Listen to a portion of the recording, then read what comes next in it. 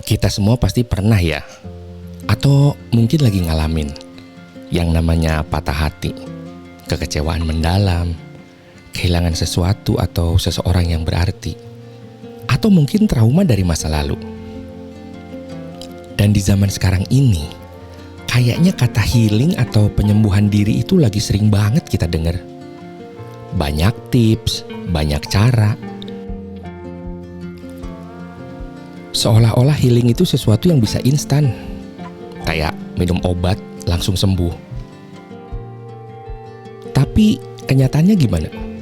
Seringnya nggak segampang itu kan. Kadang kita udah ngerasa baikan, tiba-tiba jatuh lagi. Udah ngerasa kuat, tiba-tiba nangis lagi. Nah, di obrolan kita kali ini, gue pengen kita ngobrolin soal ini. Soal kenyataan bahwa healing itu sebuah proses, bukan lomba lari. Soal menerima kalau nggak semua luka bisa sembuh instan. Dan itu nggak apa-apa banget.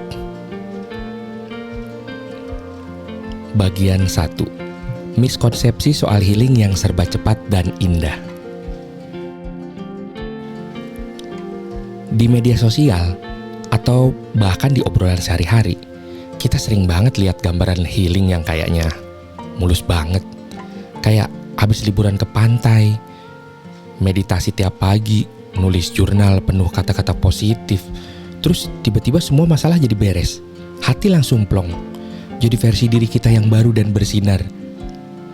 Indah sih kedengerannya.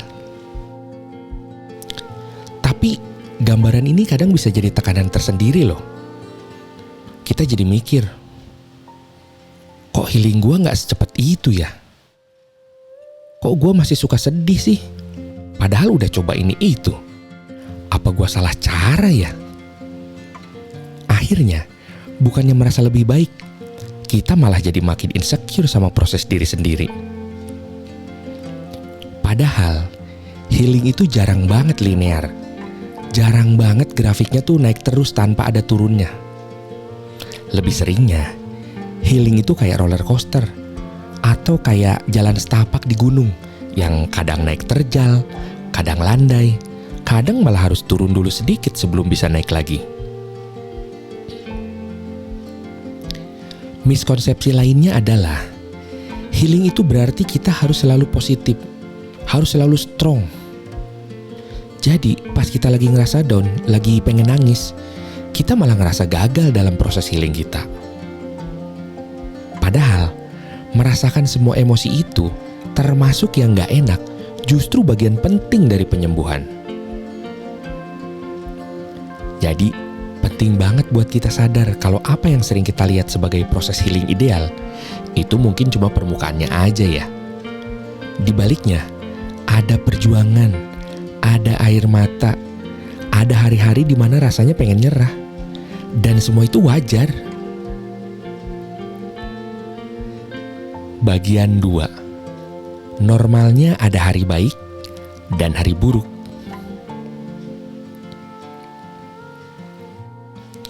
Kalau lu lagi di tengah proses penyembuhan, entah itu dari luka batin, trauma, atau sekadar patah hati yang dalam banget, satu hal yang perlu lu ingat baik-baik.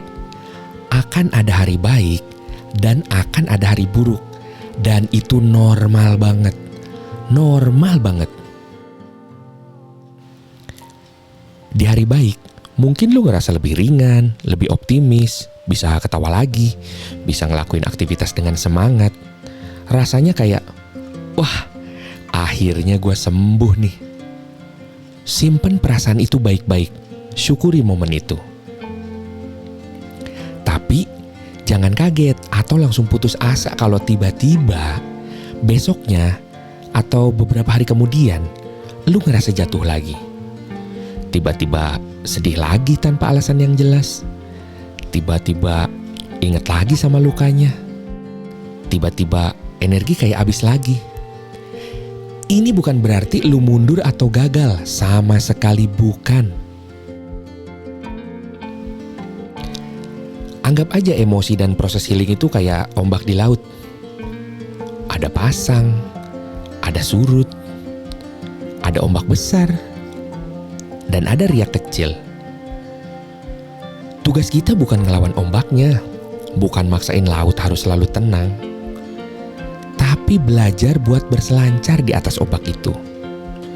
Belajar buat nerima kalau hari ini ombaknya lagi gede, ya udah, kita coba bertahan, kita coba cari pegangan. Besok mungkin ombaknya lebih tenang, kita bisa sedikit rileks. Menerima gelombang ini penting banget biar kita nggak terus-terusan nyalahin diri sendiri setiap kali ngerasa lagi nggak oke. Ingat ya, proses ini nggak ada timeline pastinya. Nggak ada standar kapan lu harus udah baikan.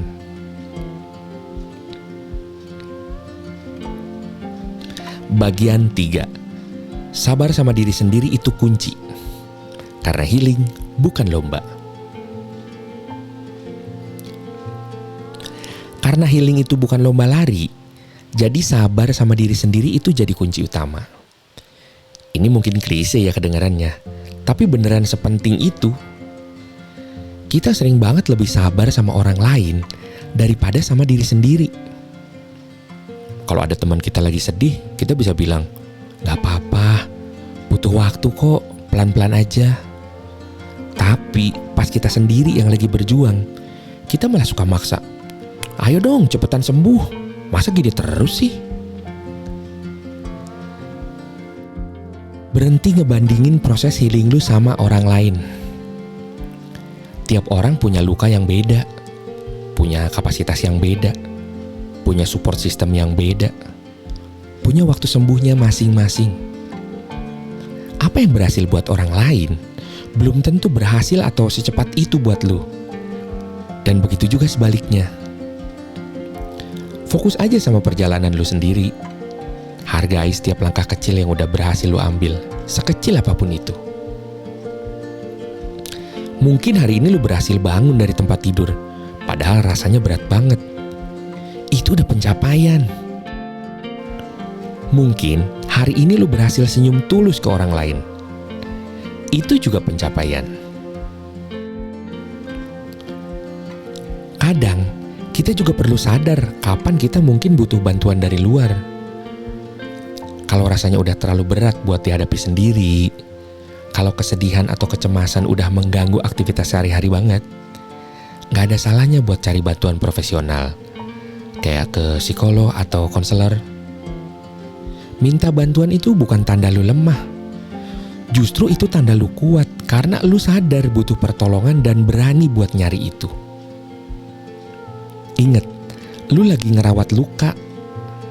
Luka itu butuh waktu, butuh perhatian, butuh kesabaran buat bisa pulih. Jadi, perlakukan diri lu dengan kelembutan yang sama, kayak lu ngerawat luka fisik.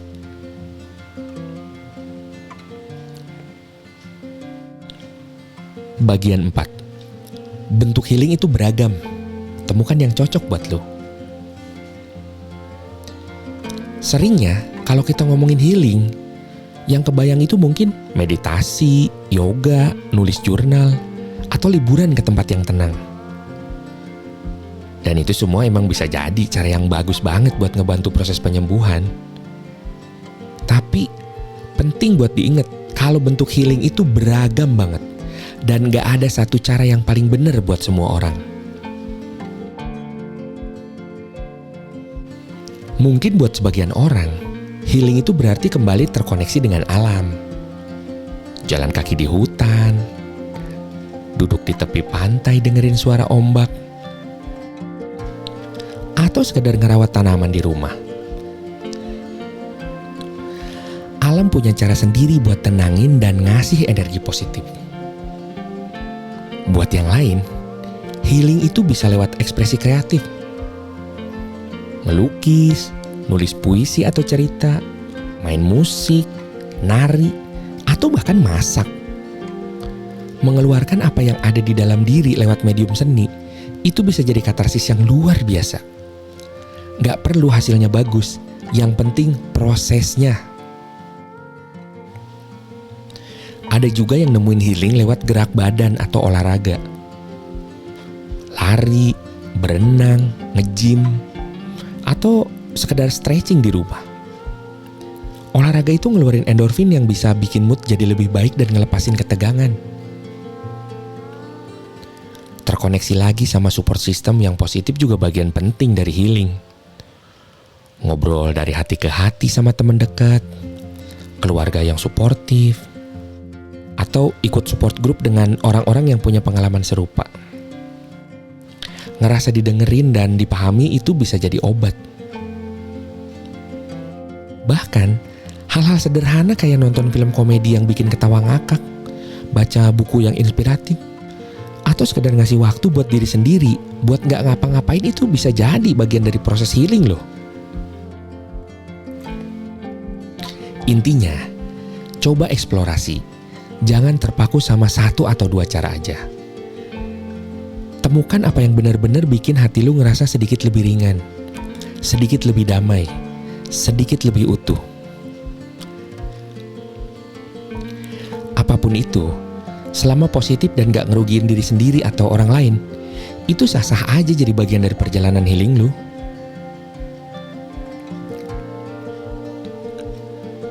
Bagian 5. Sembuh gak selalu berarti lupa total. Menerima luka sebagai bagian diri. Ini juga satu hal yang penting buat kita pahami soal sembuh. Kadang, kita punya ekspektasi kalau sembuh itu berarti kita bakal lupa total sama kejadian yang nyakitin itu. Atau kita gak akan pernah ngerasain sakit lagi kalau inget itu. Seolah-olah luka itu hilang tanpa bekas. Tapi kenyataannya, sembuh itu gak selalu berarti kayak gitu. Terutama buat luka-luka yang dalam banget. Mungkin, sembuh itu lebih ke arah kita bisa hidup berdampingan dengan luka itu, dengan lebih damai. Lukanya mungkin masih ada, kayak bekas luka di kulit yang gak bisa hilang total. Tapi dia udah gak lagi terasa perih setiap saat. Dia udah gak lagi ngendaliin hidup kita. Sembuh itu mungkin berarti kita bisa nginget kejadian itu tanpa lagi ngerasa hancur sehancur-hancurnya. Mungkin masih ada sedikit sedih, sedikit getir, tapi kita udah bisa ngelihatnya dengan perspektif yang berbeda. Kita udah bisa ngambil pelajarannya. Sembuh itu mungkin berarti luka itu udah jadi bagian dari cerita hidup kita. Bagian dari siapa kita sekarang. Tapi bukan lagi satu-satunya hal yang mendefinisikan kita. Kita udah bisa ngelanjutin hidup, ngebangun kebahagiaan baru, meskipun bekas luka itu masih ada. Jadi, jangan terlalu keras sama diri sendiri kalau lu ngerasa, kok gue belum lupa-lupa juga ya? Mungkin tujuannya emang bukan buat lupa, tapi buat menerima, buat berdamai, dan buat tumbuh jadi lebih kuat, justru karena pernah terluka.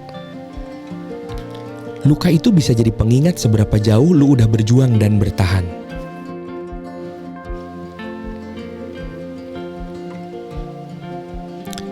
Jadi gitu deh, obrolan kita soal proses healing yang kadang panjang dan berliku ini. Pesan gue cuma satu, bersabarlah sama diri lu sendiri. Hargai setiap upaya kecil yang lu lakuin buat jadi lebih baik. Rayakan setiap kemajuan, sekecil apapun itu. Dan ingat, lu gak sendirian dalam perjalanan ini. Healing itu bukan tanda lu lemah karena pernah terluka, tapi justru tanda lu kuat karena lu memilih buat menyembuhin diri. Itu adalah bentuk cinta terbesar buat diri sendiri. Gak ada timeline yang baku, gak ada cara yang paling benar. Yang ada cuma perjalanan unik lu sendiri. Percaya deh, seberat apapun rasanya sekarang, akan ada hari di mana lu bisa ngelihat ke belakang dan ngerasa bangga udah bisa lewatin semuanya. Jaga hati lu baik-baik ya. Rawat luka lu dengan sabar. Sampai ketemu di obrolan kita berikutnya. Semoga dengan hati yang sedikit lebih ringan lagi.